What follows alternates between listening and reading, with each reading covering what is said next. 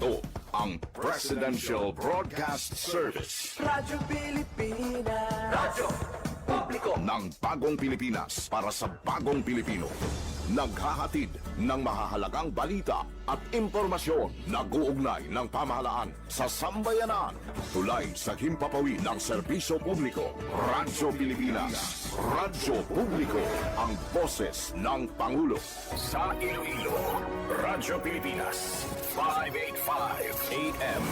Philippine Standard Time, alas 8:35 sa aga.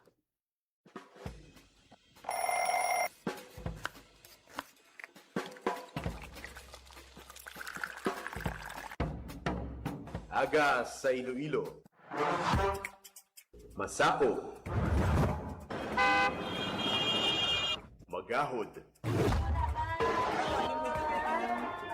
Mapagsik.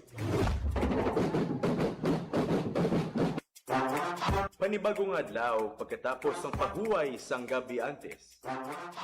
Bag-o nga paglaom. Isa naman kapag himakas sa matahom nga palaaputon. Iloilo Morning, ang programa nga kaupod ninyo sa pamahaw kun aga. Magadulong sang labing ulihi nga balita, mga istorya halin sa Iloilo, kag iban nga bahin sang rehiyon, mga ginahuluhang balan, kag mga trending topic sa social media. Ululupod naton at tubangon ang maayo nga aga. Magpamati na sa Iloilo Morning! Diri sa 585 kHz sa AM bands ang inyong mga radyo. Radyo Pilipinas Iloilo, the only government radio station in Western Visayas.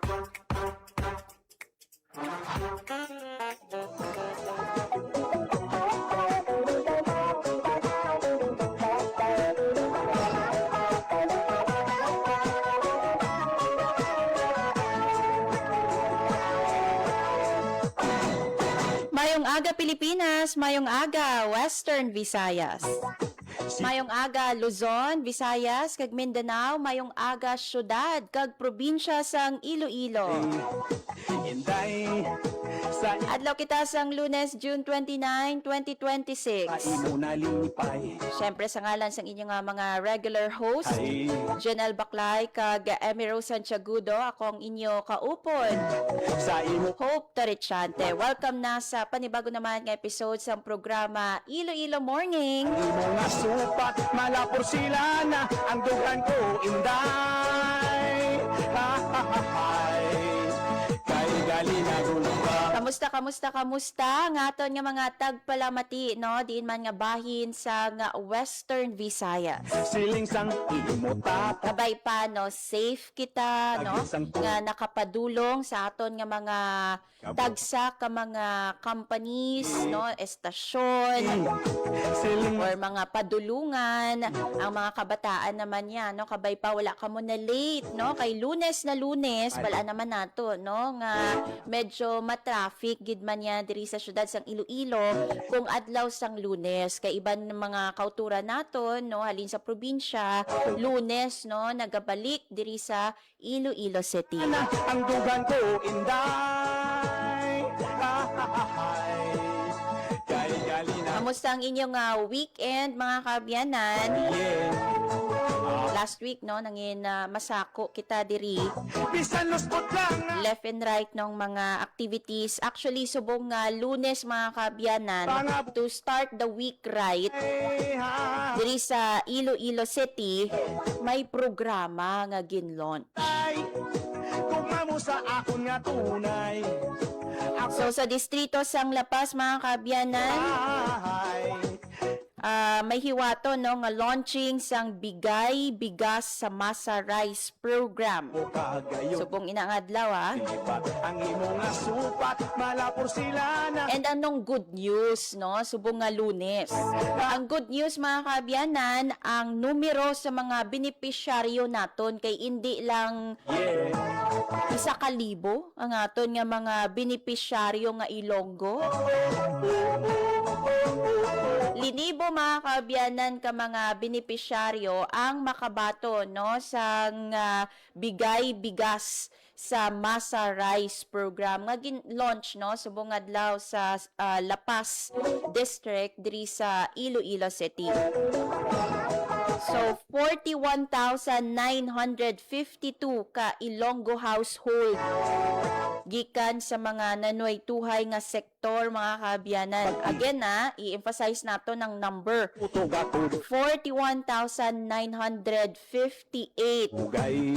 So lapit 42 no kalibo nga Ilonggo household gikan sa nagkalain-lain nga sektor ang makabenepisyo sa sini nga programa. So ang bigay bigas sa Masa Rice program Sa imo pang lakat. kabahin ini mga kaabyanan no sa padayon nga efforts sang gobyerno sa idalom sang administrasyon ni President Ferdinand R. Marcos Jr. nga maghatag sang bulig no makahatag sang pagkaon kag mapaganhagan ang pangabudlay sang mga pumuluyo no sa Tatay. pang-adlaw-adlaw nga tanan. So ang makabenepisyo vulnerable sectors naton mga kaabyanan. PNP yan no para sa aton nga mga kauturan Siling man sa nga nabudlayan no subong panahon especially may ara kita sang ginpangatubang krisis sa langis naton ukon oil naton. Sa imo pang Madamo ang naapektuhan no so ang programa o ng gobyerno nasyonal ang imong nasupat malapit. headed by of course the chief executive naibaluan no ang inyong pangabudlay and so para mapahagan-hagan ina mga kaabyanan may gin-launch no diri sa syudad sang Iloilo nga bigay bigas sa Masa Rice program. Basta wala lang sang away. Pangabuhita mata. Suno kay Iloilo City Mayor Raisa Treñas mga kaabyanan nakabato ng syudad sang Iloilo sang 72 million pesos.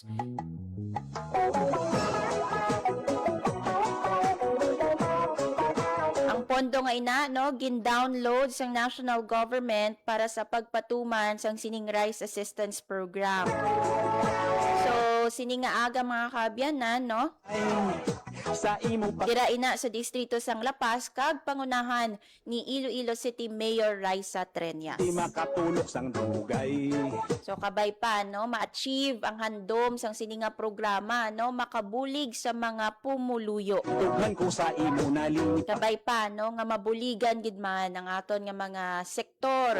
Lain-lain nga mga sektor no nga labi nga nagakinahanglan sang sininga rice assistance program. Imo ka gayon. Anyway mga kaabyanan, sa ilo kita sa probinsya sang Iloilo. Ang dughan ko inda. Kay again ang Banwasang Miag-aw ang mangin host no o kon venue para sa Visayas leg no sang Legis Here. Siling sang Bawat batas makikinabang. tagit sang tunay. Gug mga walay kabulay. So sa Legis Here mga kaabyanan ang launch sinino hiwaton sa Banwasang Miag-aw and ina no sa first district of Iloilo Ay lauman ina sa July 10 lapit na lang gid. sa imo pang lakat mata ko gamudlak. Sa imo ka gayon mata ko galilipat. Ang imong Kay ang tinutuyo sini mga kaabyanan no naskan ko inda. sa bawat batas mahalaga ang Legis Here program nga ini himuon ni siyang kumbaga idalon sa mga nagkalain-lain nga mga rehiyon no but for the meantime Ang balay. isa sa Luzon, isa sa Visayas, isa sa Mindanao. So hiwaton no sa Isabela ang una nga launch sang Legis Here sa Luzon, sa Visayas naman diri sa Banwasang Miag-aw sa First District of Iloilo Province. Ako sa imo And masunod sina sa Butuan no sa July 10 yan diri sa Iloilo Sa imo pang Nag-iya ini nga programa sa nga House of Representatives, no, headed by the House Speaker. sila na So si House Speaker D, no, ang kahahay. Kay gali na gumawa. nag-launch sini nga programa Yeah. and diri sa Iloilo Province in partnership ina no sa opisina man ni Congresswoman Janet Garin. Pero mga kaabyanan sa aton niya no ginhibalo naton kung kamusta anong reaction niya ni Mayor Richard Garin. Kay ti kung madumduman yon no sa mga posts ng Radyo Pilipinas, Sa imo pag-ibig. interview no ni Kong Janet Garin ang aton nga ginpabati sa inyo. This time naman niya mga kaabyanan ipabati naton ang reaksyon man no ni Mayor Richard Garin kay tihiwaton sa Miag-Aw, Iloilo. Sila no ang mangin venue sang Visayas Leg sang Legisir bawat batas mahalaga program. So yari mga kaabyanan, but before that no ibaloon man naton kamusta ang kaimtangan sang simbahan no sang Miag-Aw Church kasunod sang nangin inspeksyon sang National Historical Commission of the Philippines kag NCCA. So yari mga kaabyanan, pamatian ta no si Mayor Richard Garin ang alkalde sang banwa sang Miag-Aw. Mas sa state, sa LGU, kami ma-provide sang labor. Saan ko naman start may Nag-start na? Nag-start na. Bayad lang kami kung tapos na ubra nila. Pero ang maubra sila, ang gin-training manamon. Gin-training sa church and government, paano mag-repair sa church. May mga around more than 10 people ang gin-training.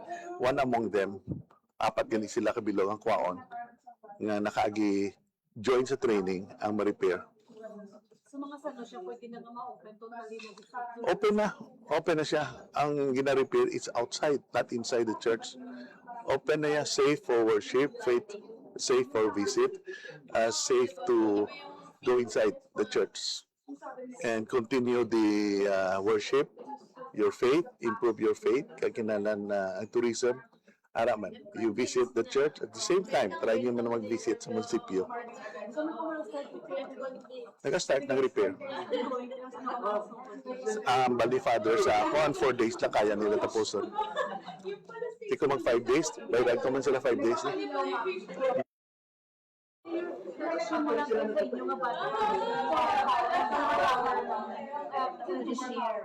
This year again?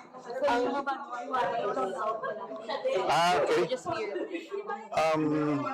Nag-participate man ang Miag-Aw sa Bagong Pilipinas 2 years ago. So hindi man mabudlay sa amon mag-facilitate because it's similar. The only difference nga may forum, may legislative forum, what more bills nga dapat i-introduce natin sa Congress o sa national level. So may town hall conferences kag may services offered.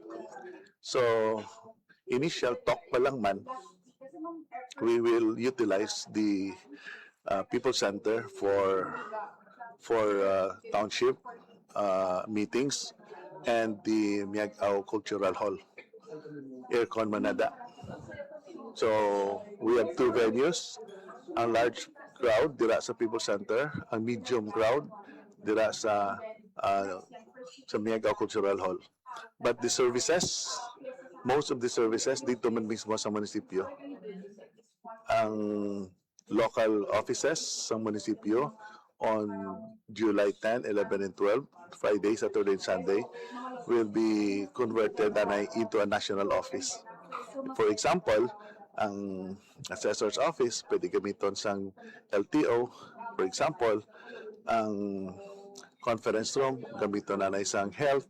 For example, ang budget office, pwede gamiton sang sa mga DFA. So, ang session hall pwede gamiton sa PNP, mga NBI. So, all offices of the local government unit in Miag-Aw, kay bago ang munisipyo naton, dira na lang mismo ibutang ang services ng national government. So maka-benefit man yung mga taga-Miagao Mayor? Not only Miagao, but people of the province of Iloilo. Because ang national office, ang kliyente nila is national. Hindi naman Miagao, hindi naman Iloilo. The whole Region 6 can benefit. So, everybody's welcome, especially in Region 6, especially in Visayas. Kay tatlo lang siya, one in Luzon, one in Visayas, and one in Mindanao. So, kung taga Visayas ka, welcome ka dito sa Miagao. Miagao, yung venue lang na siya sa national government program. So, we're very happy nga ginpili nila Miagao, kag they are also glad to see nga kayang-kaya gali sa Miagao i-accommodate.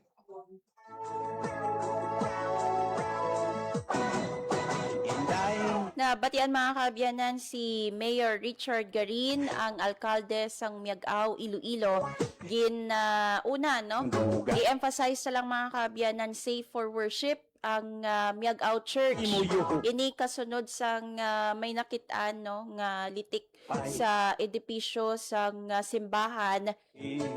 Nevertheless, mga kaabyanan, upon inspection, no, sang NHCP kag NCCA kag iban pa nga mga eksperto, including ang tagdumalahan mismo, no, sang Miagao Church,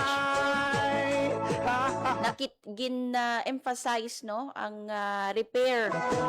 Pero since balaan naton, no, nga ang Miagao Church is a UNESCO World Heritage Site, importante ina nga klase sang edipisyo, sang istruktura, and so hindi pwede nga basta-basta lang i-repair, no.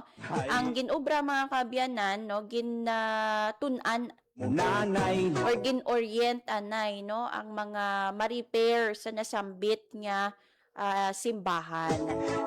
And since nga nasugudan naman mga kaabyanan, no, Sa imo pang lakat so hopefully tapos na ang repair dira sa may Miagao Church. Again, with emphasis, no, nga safe for worship and safe for tourism ang nasambit nga simbahan. Siling gani ni Mayor Richard Garin ang nakitaan or ang gin-repair, no, ara sa gwa sa nga simbahan. Meanwhile, no, sa Legis Year, bawat batas mahalaga program, no, sa House of Representative, ang venue amo ang Banwasang Miagao. Ginkalipay mga kaabyanan sang alkalde nga mangin venue ang Miagao. Kay dira kuno, no, siling ni Mayor Garin dira mapakita nga kaya gali, no, sang Miagao nga mangin host, no, sang event. Isa ini ka public forum mga kaabyanan para sa legislation. Inikwao ng mga reaksyon, opinion sa publiko sa imo tuhoy sa mga nagkalain-lain nga mga bills kag layi. hindi mapunggan manghay. And of course, aside sa public forum or open forum sa mga nagkalain-lain nga sektor, may hiwaton nga serbisyo caravan sort, no, nga activity sa diin ang mga serbisyo sang gobyerno kaangay sang licensing sang Land Transportation Office dalon sa Banwasang Miagao para maghatag sa serbisyo sa mga pumuluyo. So in other words mga kaabyanan, hindi lang mga hindi lang kuro-kuro or opinion ang kwaon dira sa may Legis Year, but at the same time dalon man, no, sa Legis Year ang mga serbisyo sa mga nagkalain-lain nga ahensya sang gobyerno. So balantayan ina July 10 to 12, Friday to Sunday event na siya, no, mga kaabyanan, dira sa Banwasang Miagao. So may ginsiling ni Mayor Garin duwa ka venue sa LGU ang ilang nakitaan nga pagahiwato, no, sang Legis Year inang People Center kag ang Cultural Hall nga isa man ka air-conditioned facility sang Banwa nga makahatag man, no, sang conducive nga environment para sa aton nga mga tumalambok. Participate kita mga kaabyanan kay importante nga may ihibalo kita sa mga nagkalain-lain nga layi, mga bills, no, nga ginapasar sa Kongreso. Kay ti, diriya mga kabyanan, no, ang aton nga mga sectors, Gamudlak. hindi na kinanglan nga magpa-Manila para mag-attend sang committee hearing. Kay diri, no, pwede naton nga makapalabot kita sa aton nga mga sentimiento Kay gali na kung sa mga layi, no, nga nagaapekto sa aton pangabuhi.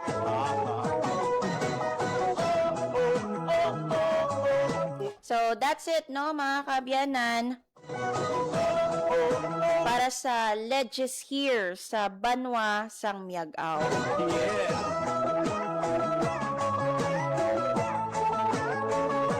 Bantayan pang iban pa nga mga balita, mga kabyanan, no, sa iban pa nga programa sang Radyo Pilipinas Iloilo and also sa Facebook page. Kung wala pa ka mo naka-follow sa page sang Radyo Pilipinas Iloilo, kay like, no, follow and share. day sa imo Madamo man nga salamat sa 109 followers or 109,000 followers, no, sang Radyo Pilipinas Iloilo. Organic followers sang Radyo Pilipinas Iloilo.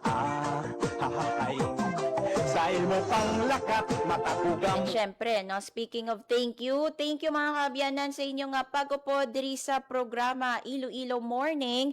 Kaupod, of course, Hope Torichante sa ngalan sang inyong mga regular anchors. Thank you sa mga nagtutok, no, sa Facebook Live kag sa radyo sa 585 AM. Gusto naton nga pasalamatan ng aton nga mga katuwang technical diri sa studio, Sir Alan Defante, kag sa transmitter si Sir Jones Sotahero. si Tuto Gatudo ang Nangin kaupod ninyo mga kabyanan, Hope Trichante, kaginiang Iloilo Morning. Radyo Pilipinas. Radyo Publiko. Radyo Pilipinas. Ang inyong tulay sa himpapawid ng serbisyo publiko. Ang Presidential Broadcast Service, Radyo Pilipinas, Radyo Publiko. Radyo Pilipinas. Radyo Publiko. Kinilala ng pang-international at prestigyosong Asia Pacific Broadcasting Plus Awards 2025 para sa kategorya ng Government Streaming. Ito ay dahil sa epektibo nitong pagsasanib ng mga tradisyonal na media tulad ng telebisyon, radyo at print para masabayan ang mabilis na pag-inog ng mundo ng digital at social media tungo sa mas epektibong paghahatid ng mahahalaga at napapanahong mga impormasyon sa mamamayang Pilipino. Kinilala rin ang Radyo Pilipinas dahil sa patuloy na pag-akyat ng rating. Ngayon ay matatag sa pang-4 na pwesto sa Mega Manila ayon sa pinakahuling Nielsen Radio Audience Measurement Survey. At sa social media, nakamit ang mahigit 2,000% pagtaas ng bilang ng mga sumusubaybay sa Radyo Pilipinas page sa unang bahagi ng 2025.